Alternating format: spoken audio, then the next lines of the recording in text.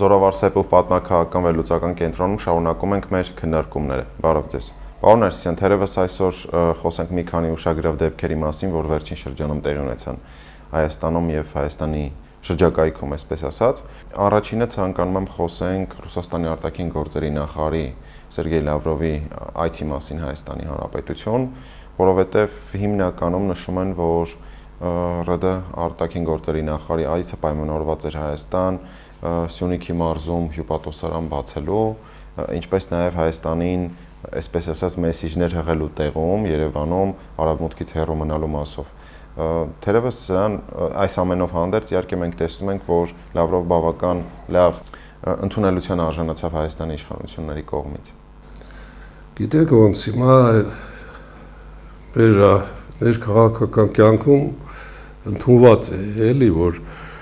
ասենք մտքեր դնեն ինչ-որ մի երկրի նախագահի, թեկուզ Հայաստանում հյուր եկած կամ հյուր չեկած, ԱՄՆ-ի նախագահի, չգիտեմ Ռուսաստանի նախագահի, ուրեմն ուղեղում, էլի որ կարդան ինչ-որ մի բաներ, որը մենք չգիտենք, էլի էքստրասենսերի նման են շատերը, դրա համար ես չեմ կարող հիմա ինչ-որ գուշակություններ անել, որովհետև վերջում նրանք փակ ֆորմատով մեր արտգործնախարարի հետ հանդիպել են եւ ինչ-որ ասեցին, այդ ասացի հիմա վրա մենք կարող ենք եզրակացություններ անել բնականաբար, պարզ է, որ Ռուսաստանը որոշակի առումով այս տարածաշրջանում իր տեղատվության հեշտական փուլն է ապրում, առաջինը եղել է առաջին Հանրապետության նախօրյակին, հետո խորհրդային փլուզումից հետո, բայց նա տարբերությունը առաջին տեղատվության, այսինքն 1917 թվականի հոկտեմբերյան հեղաշրջման արդյունքում տեղատվության, ուրեմն նա լիարժեքորեն չի գնացել այստեղից, ինչ որ եղավ այդ հոկտեմբերյան հեղաշրջումից հետո։ Այսինքն այստեղ կա ինքը ունի իր բազաները, տնտեսական առումով, մենք կապված ենք, այսինքն հետո մինչև 1918 թվականի հայտնի իրադարձությունները, ամենայնպես մեր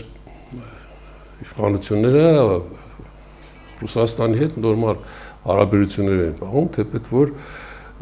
Սերժ Սարգսյանը մի պահ թեքվեց Եվրոմիություն, հետո նորից կտրուկ մի գիշերվա մեջ որոշեց գնաց Եվրասիական միություն, ես մասին չեմ ուզում շատ խորանալ, հիմա ուզում եմ ասել, իսկ այս վերջի շրջանառակահատվածում էլի այդ տեղատվությունը կա, պայմանավորված ըստ իս ռուսական ներկա իշխանությունների, այսինքն Պուտինի, ես արդեն 20 տարի ավել, որ թե գրած հատկապես Պուտինի չէ, նախագահության, նաև ինչի՞ չէ Մեդվեդևի, այն քաղաքականությամբ, որ Ռուսաստանը ոնց որ թե նորից ուզում է լիարժեքորեն վերադառնալ այս տարածաշրջան եւ ոչ միայն այս տարածաշրջան, նաեւ այն նախկին խորհրդային շրջանները, այդ խորհրդային նախկին պետություններն է փորձում գցել իր ազդեցության տակ եւ բնականաբար ուկրաինական պատերազմը առաջինն էր, որ ուրեմն նա փորձեց, այսինքն Ուկրաինայի հետ հակամարտությանը, որ Ռուսաստանը գնաց արդեն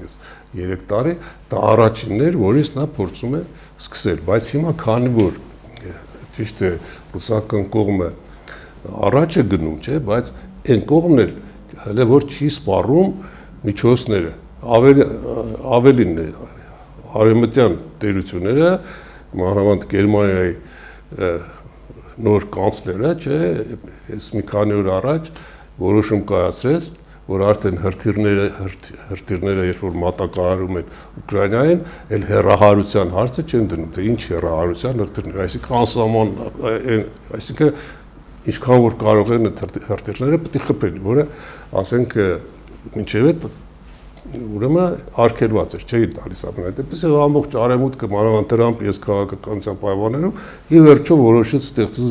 ուժեղ բանակ, չէ, որովհետև արևմուտքյան շատ տերություններ այդ բանակը դաստիճանի ուժեղ չէր, էլի, երևի համեմատաբար ինչ որտեղ Ֆրանսիան, հիմա ասենք դրա համար Ռուսաստանը միշտ էլ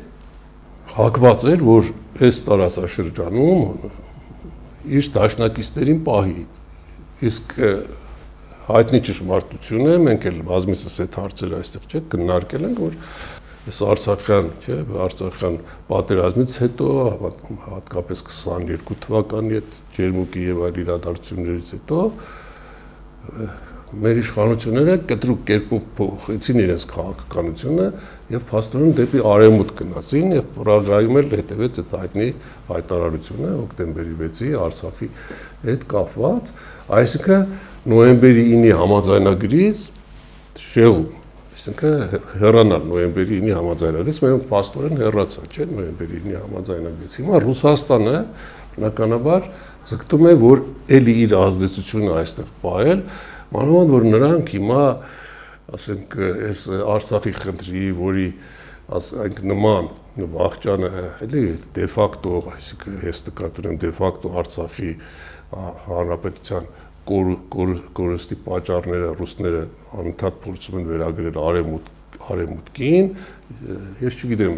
ասենք շատերը տեսակետ են արտահայտում այն մասին, որ Արցախի հետ կատարվածից Ռուսաստանը տեղյակ չէր, նրանք միասին են արել, չէ, այդ ռուս-թուրքական այդ տանդեմն է գործել, այդտեղ ես մի քիչ վերապահումներով որոշ բաների համաձայն եմ, ամենայն դեպս նրանք ցկտում են, իրոք դուք ճիշտ ասեցիք, արևմուտքին այս տարածաշրջանից դուրս մղել, բայց հիմա իրենք չեն կարող դա անել լիովին եւ չեն ուզում մեր հետ կոնֆլիկտի մեջ մտնել, այլ այստեղ փորձում են ուրեմն այնպիսի մի քաղաքականություն վարել, որը ասենք նոր կրակ չբորբոքվի, որովհետեւ իրենց դա ձեռնտու չի, մանավանդ որ տեսեք Վրաստանին Ռուսաստանը փաստորեն կորցրել է արդեն վաղուց, ընդ որում արևմուտքն էլ գրեթե կորցրեց, այսինքն վրացիները փաստորեն արդեն այդ արևմտամետությունը չունեն, արևմուտքի թելադրանքով չեն գործում, ինչպես որ ասենք Սահակաշվիլու ժամանակ, իսկ անցած տարի արդեն նրանք լիովին փաստորեն դուրս եկան այդ արևմուտքի ազդեցությունից, չէ, որին հետևեցին ցույցեր եւ այլն, Զուրաբիշվիլին էլ ի վերջո պարտվեց։ Հիմա իսկ Ադրբեջանը մի խաղ է խաղում, որը թես դու կարող բնորոշել որպես, ասենք, Ռուսաստանի հետ դաշնակցային հարաբերություններից ելնելով խաղ, նա ուժեղ է, մի քիչ Ալիևի այս նախագահության այս երկարատև շրջանում ինչ-որ խնդիրներ է կարողացել լուծել ինչ-որ տերությունների Պակիստանի, Թուրքիայի, Իսրայելի օգտին եւ փորձում է ինչ-որտեղ ինքնուրույն խաղալ, իհարկե դա էլ իրեն չեն թողնի, համենայն դեպս Ռուսաստանը հիմա լիովին Ադրբեջանին չի կարողանում գցել իր վերահսկողության տակ, իր վերահսկողության տակ այնպես, ինչպես որ ասենք խորհրդային շրջանում էր կամ այդ խորհրդային շրջանի այդ սկզբնական շրջանում Ադրբեջանը ճիշտ է այդքան ուժեղ չէր, մենք էլ հաղթող կողմ ենք, ամենայն դեպս, բայց Ռուսաստանը այն ժամանակ մի քիչ ուրիշ քաղաքականություն էր վարում, բայց հիմա նա, ինչպես ասեցի, փորձում է ինքնուրույն խաղալ եւ Ռուսաստանը նրան չի կարող, ասենք, պարտադրել, թե դու դեպի արևմուտքի ազդեցության տակ չի Ալիևը, չէ, ավելի շատ ասեցի, որ տերությունների ազդեցության տակ է, ուրեմն այստեղ մնում է նրան Հայաստանը, որ Հայաստանում նա տանի ռուսները տանեն այդ քաղաքականությունը, որը այնպես անեն, որ այստեղ լինի այնպիսի կարգավիճակ, որ իրենց համենայն դեպս ձեռք տա, մինչև Ուկրաինայում հնարավոր իրենց հաղթանակը, երբ որ նրանք կվերադառնան այստեղ, որովհետև ինչ էր որ լինի, արևմտյան շատ տերություններ այս տարածաշրջանը դիտել են եւ կարող է եւ դիտեն, որպես Ռուսաստանի ազդեցության գոտի։ Դրա համար ես կարծում եմ, որ Լավրովը հենց այդ նպատակով նաև այցելեց եւ դրանք ի հակակշիռ արևմուտքի իրենք էլ ցանկանում են Զանգեզուրում, չէ, ունենալ իրենց հյուպատոսարանը, այդ հյուպատոսարան ունենալը, գիտեք ինչ, դա այնպես չպետք է մենք ընկալենք, որ այդ հյուպատոսը, չգիտեմ ինչ խնդիրներ կարող է այստեղ լուծել, բայց դա ազդակ է, ըստ իս ազդակ է այն տերությունների, նաև Ադրբեջանին։ Դիվանագիտության մեջ դա ընդունված բան է, այդ ազդակներ, ինչ-որ մեսիջներ, չէ, որ ասում են հիմա ընդունված է բառը, որ տեսեք, ես այստեղ եմ, այսինքն այս հյուպատոսարանի այստեղ բացումը հենց այնպես չի, որ այն խնդիրները, այն նկրտումները, որ դուք ունեք Զանգեզուրի հանդեպ, դա առանց ինձ չի կարող լուծվել, գիտեք, այդ հայտնի խնդիրը, որը Միջանցքի ասում, որը մեր իշխանությունները մերժում են, իսկ բանը Ալիևը երբեմն խոսում է, բայց բնականաբար նա վախենում է, այսինքն Զանգեզուր մտնելով, այսինքն նոր էսկալացիայի գնալուց վախենում է, որովհետև ինքն սպասում է կարող է Ռուսաստանի հետ մի բան լինի, ինչպես որ արևմուտքը ձգտում է անդադ մի բանի գնալ, որ քանդեն Ռուսաստանը, որը ըստ իս հիմա այդքան էլ հնարավոր չի, եւ դրա համար Լավրովը եկավ նաեւ Հայաստան, մամլո ասուլիս տվեց, բնականաբար շատ հարցերում, որ մենք իրենց մեղադրում էինք Ադրբեջանի հետ հարաբերությունների հետ կապված, իրենք ունեն իրենց դաշնակցային հարաբերությունները եւ այդ այցը ի վերջո եթե գնահատական տանք դրական էր Հայաստանի Հանրապետության համար եւ մեր արտաքին քաղաքականության այդ ուրեմն կարելի ասել ինչ որտեղ Ռուսաստանի հանդեպ մի փոքր փոփոխությունը նախկին ավելի խիստ բացասականի առումով, տեսեք նույնիսկ այդտեղ արտգործնախարարը ինչ հայտարարեց, ասեց, որ երբ որ նրան հարց տվեցին այդ մամլո ասուլիսի ժամանակ, թե Եվրոմիություն եք չէ, դուք նաև գնում, նա ասեց, որ այդպես մենք փաստորեն նորակարգ չունենք, էլի, որ Եվրոմիություն մտնելու այդպես որոշում փաստորեն չէ, չկա, այսինքն հասկացրեց ռուսական կողմին, որ մենք միշտ համագործակցել ենք տնտեսական առումով, այդ բոլորը ուրեմն շարունակում է մնալ։ Սա ճիշտ քաղաքականություն է, ով ինչ ուզում է ասի, թեկուզ անձնական, միշտ կուսակցական, չգիտեմ ինչ-որ վատ հարաբերություններով պայմանավորված։ Մի քիչ երկար ստացվեց, բայց դա էր։ Օրերս Հայաստանի Հանրապետության ազգային ժողովի նախագահը Ալեն Սիմոնյանը հայտարարեց, որ խաղաղության այլընտրանք չկա եւ պարտադիր կերպով պետք է ի վերջո լուծվի հայ-ադրբեջանական հակամարտությունը նաև, սա իհարկե ընկալելի է, բայց մի հայտարարություն մեծապես քննադատվեց, որը վերաբերում էր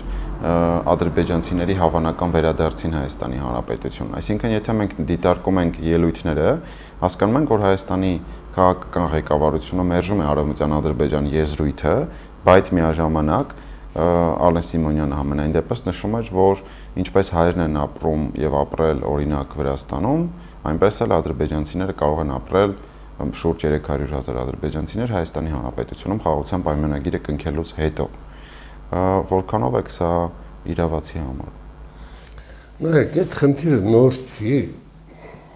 Բնականաբար Ալեն Սիմոնյանն էլ հիմա քաղաքական գործիչ է, չգիտի պատմությունը խորությամբ, թե ինչպես է եղել, ասենք այդ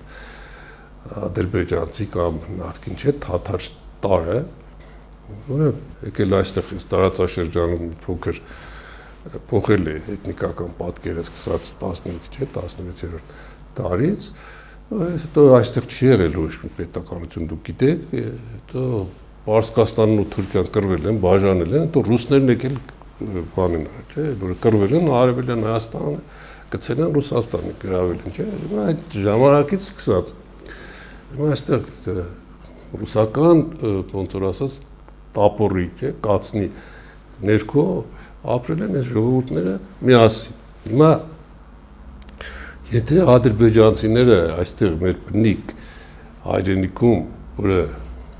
անդադ բաժանումների է ենթարկվել, մեր հետ ապրել են, այսինքն թաթարները, Ադրբեջանը գիտեք որտեղից է ծագում, ապա նրանք երբևէ հիմք չունեն էլ բնդելու, թե ասենք այստեղ այս տարածքները իրեսն են, այստեղ եղել է Արևմտյան Ադրբեջան, ինչպես որ չէ, մենք ասում ենք դա արեստացին պատմաբանների, չգիտեմ, քաղաքականացված պատմաբանների, պետական քաղաքականության դեռևս խորհրդային տարիներին այդ քաղաքականությունը կար, որ այդ հիմնավորում են, որ իրենց պատմությունը այսին որտեղից է սկսվում, որ այս տարածաշրջանի բնիկներն են, բայց իհարկե փաստը մնում է փաստ, որ ուրեմն այստեղ մենք մեծամասնություն ենք կազմել, ուրեմն ընդդեպս հայկական այս շրջաններում, ներկայիս Արևելյան Հայաստանում, Ղարաբաղ, բայց Արցախ, Զանգեզուր, Նախիջևան, գրեթե բոլոր տեղերում են ապրել են նաև թաթարներ։ Հիմա, բայց տեսեք, ոմանք այդ խնդիրը, որ ասենք նաև պետական մակարդակով շոշափվում է, որ ինչ Արևմտյան Հայաստան, Արևմտյան ներողություն Ադրբեջան եւ այլն։ Ձեր համար Արևմտյան Ադրբեջանը, Ադրբեջանի արևմտյան շրջաններն են, չէ՞, բայց ոմանք ասենք քաղաքական առումով ընդդիմադիրներ, թե ինչ տարբեր ուժեր, իրենք ասում են, որ տեսեք, նրանք ցեղից մեզ էլի տարածք են ուզում, վաղը այդ տարածքն էլ նրանք կտան։ Բայց նայեք, նա այդ հայտարարություններին զուգահեռ մենք հիմա մեջ բերենք Ալիևի թե իր օգնականներից մեկի հիմա ես չեմ հիշում, այս խոսքը, որ նա ասում էր, մենք ոչ թե դնում ենք տարածքային խնդիր, որ Արևմտյան Հայաստան, որ Հայաստանից մենք ինչ-որ տարածքներ գրավենք կամ պահանջենք, այլ ուղղակի մենք դնում ենք Հայաստանից այն ադրբեջանցիների վերադարձի խնդիր, որոնք այդ 1988-ի արտահայտաշարժման եւ այդ հայտի դեպքերի բանի ընթացքում թողել են այստեղից գաղթել են։ Հիմա մենք էլ դրան զուգահեռ ըստիս դա մեր արտաքին քաղաքականության Ադրբեջանի պահանջների հետ կապված այբուբեններից մեկն է, որ այդ դեպքում մենք էլ պետք է տնենք, ասենք, ի վերջո Բաքվում, Գանձակում, չէ, բանում Սումգայիթում, չէ, Շահումյանում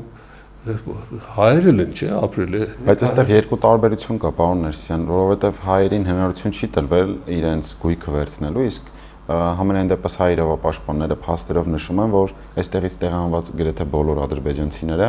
կարողացել են վաճառել իրենց անշարժ գույքը նոր հեռանալ, իսկ ովքեր չեն հասցրել դա վաճառեն, հետագայում նաև պետական աջակցություն են ստացել խորհրդային միության կողմից։ Հիմա հնարավոր է, որ ես այդ հարցը խորհրդությամբ չեմ տիրապետում, եթե այդպես էլ է, բայց հիմա երբ որ դրվում է այդ խնդիրը, նաև տեսեք ոնց որ հիմա ասենք մենք շատերը դնում են, չէ, ասում ենք Թուրքիան ճանաչի, աշխարհը ճանաչի հայոց ցեղասպանությունը, բայց Թուրքիան ճանաչի, այդ դեպքում լինի հատուցում, չէ, այսինքն մենք մեր նախնիները արևմտահայ, չէ, որոնք այդ ցեղասպանության զոհեր են եղել, իրենց ընտանիքները մազապուրց են եղել, հիմա իրենց անշարժ գույքը պետք է հատուցեն դրա, բայց ասենք եթե չի խնդիրը չի գնում հատուցմանը, ուրեմն այստեղ կարելի է խոսել միայն բարոյական հաղթանակի մասին, չէ, եթե դու ասենք ինչ որ մի երկիր ճանաչել է 30 երկիր ավել 30 այոց ցեղասպանությունը նույնը էս ձեր ասած հարցը պետք է հիմք ունենաս ինչ որ գիտեմ ինչ որ փաստաթղթեր ունենաս ոնց որ վերջերս շրջանառվում է կադաստրի թուղթ այդ եզրույթը որ արշապետից եկած շրջանառվում է կադաստրի թուղթ ունենաս որ ասենք այդ թղթով ինչ որ բան պահանջես բայց սա ինչ որ մենք խոսում ենք այս մասին ասում ենք չէ սա գիտեք դա ապագայի բան է եւ շատ քիչ հնարավոր մի բան էլի որ մենք ինչ որ այդպիսի պահանջներ ներկայացնենք Ադրբեջանին ինչպես որ ըստիս շատ քիչ հնարավոր բան է որ Ադրբեջանը կարողանա մեզ պահանջել եւ մենք համաձայնվենք որ այստեղ Հայաստանի Հանրապետություն այս տարածքների վրա թեկուզ ինչ որ շեշտվում է չէ ուրեմն կան ու ապրեն ինչ որ ադրբեջանցիներ հիմա պատմությունը այնպես է որ միշտ լինում են ասենք ժողովուրդների տեղաշարժեր այստեղից այնտեղ եւ փոխվում է ժողովրդագրական կամ էթնիկական պատկերը հիմա եղել է հետ խորհրդային շրջանի իրադարձություններ եւ այստեղ ինչ որ մութ ձեռքեր են աշխատել մեզ մեր հարևանի դեմ հանելու առումով օրինակ ռուսական մութ ձեռքը որը էլի մինչեւ այդ ասենք 1905 թվերի հայ-թաթարական կռվների ժամանակ ի վերջո մեզ հանեց թաթարների դեմ այս թաթարների դեմ անոմական Ռուսաստանը եղել է նաեւ որ ասենք այդ 5-6 թվերին նաեւ Թուրքիան Աբդուլ Համիդը, որպեսզի իրենց շահերը լուծեն եւ արդյունքում քաղաքական առումով տարվելով դեպի այս կամ այն կողմը ոնց որ հիմա չէ, մեր երկու ժողովուրդներն էլ ինչ շահեցին այս օրերին, չէ, 3-1 դրանց առաջ նախորդ օրը 1918 թվականին թաթարները իրանց հռչակել են անկախ, չէ, բայց արդյունքում նրանք այդ ժամանակ լինելով արևմուտքի ազդեցության տակ, ավելի շատ Թուրքիայի ազդեցության տակ, ի վերջո նրանք կորցրել են իրենց անկախությունը կորցրել, բայց այդպես կովկասյան ժողովուրդները իրար ճիշտ հասկանան այս երեք ժողովուրդները եւ իրար չտավեին, դա կներ մի հատ, ասենք, դաշնային մի պետություն, որը փորձեցին ստեղծել 1910 ուրեմն 7 թվականի հոկտեմբերյան հեղաշրջումից հետո անդրկովկասյան Սեյմը մինչև այդ Կոբիսարյատերին ասում, պատկերացնում եք, որ այդ Սեյմը մնար, եւ այս երեք ժողովուրդները իրար դեմ չերնեին, իհարկե հայերը չէ, այդտեղ հայերը մեղք չունեին, մեզ վրացիները ծախեցին եւ թաթարներն էլ հետևեցին նրանց թուրքերի դրդմամբ, լիներ մի հատ համադաշնային պետություն օրինակի համար, այդ դեպքում հավատացնում եմ ձեզ, որ այդ պետությունը չէր կարա քանդել ոչ արևմուտքը, ոչ Ռուսաստանը, բայց դրա համար մեր քաղաքական մտքի պատմության մեջ եղել է Կովկասյան տան գաղափարը եւ նույնիսկ ուրեմն դաշնակցության շատ գործիչներ, որոնք հիմա ասենք խոսում են Թուրքիայի հանդեպ որտեղ գրած քաղաքականության մասին բացասական տեսանկյունից, ուրեմն այս նրանք պիտի իմանան, որ ասենք այդ գաղափարը դուրս է եկել հայ քաղաքական մտքի ուրեմն ամենաազդեցիկ կրող կազմակերպության դաշնակցության ղեկավարներից, որոնք 1921 թվականին դառնալով վտարանդի ու վերլուծություններով իրադարձությունները հասկացան, որ դա ճիշտ է եւ նույնիսկ այդպիսի կազմակերպություն է ստեղծվել Պրոմեթեյ, որը այս երեք ժողովուրդների վտարանդի կառավարությունների իշխանությունների ներկայացուցիչներին է միավորել, որոնք դրել են Խորհրդային Միության դեմ պայքարի եւ այդ պայքարի արդյունքում երեք ժողովուրդների դաշնային պետություն ստեղծելու գաղափարը, որը բնականաբար քիչ է օգտագործվում, իսկ ես կարող եմ անուններ տալ դաշնակցության մեծերից, որ գնացել են դրան, էլի, այսինքն դաշնակցությունը միշտ է փորձել է գնալ եւ Հայաստանի Հանրապետության շրջանում եւ ուրեմն դրանից առաջ այդ երիտուրքերի իթիհատականների հետ համագործակցության շրջանում, որի արդյունքում տապալվեց Աբդուլ Համիդը, միշտ թուրքերի հետ փորձել է լեզու գտնել, նույնը 1918-20 թվականներին այդպիսի փորձեր եղել են, պարզապես էլի երևի խոսել եք այդ մասին, 1920 թվականին ցավոք այդ փորձը չեղավ, որովհետև արևմուտքը չէր թողնում, վախեցնում էր այդ նկատվելով Քեմալի հետ լեզու գտնել, էլի, այնպես որ ամեն խնդրին պետք չի զգացմունքային տեսանկյունից մոտենալ եւ առանց փաստերի խորը իմացության ինչ-որ շահարկումներ անել եւ ապակողնորոշել մեր ժողովրդին, դարձնել նրան հակառուս, հակաթուրք, չգիտեմ ինչ, ընդհանուր առմամբ հակա